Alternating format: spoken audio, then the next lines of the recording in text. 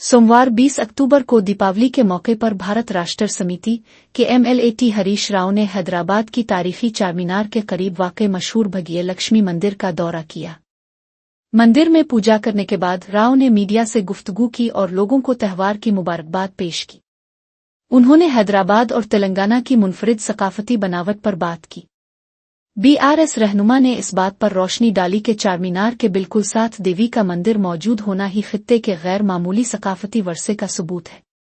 उन्होंने खास तौर पर इलाके की पायदार हिंदू मुस्लिम इत्तेहाद की तारीफ की, ये कहते हुए कि हमारी सकाफत काबिल जिक्र है क्योंकि ये चारमीनार के अंदर देवी का मंदिर होने जैसी रवायात को बरकरार रखती है, जहां हिंदू मुसलमानों का एहतराम करते हैं और मुसलमान हिंदुओं का एहतराम करते हैं।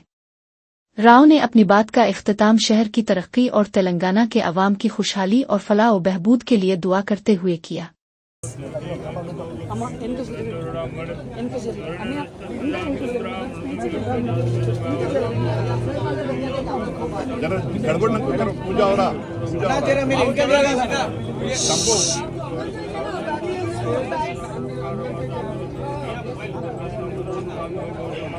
चंद्राम प्रभासम इस्ताम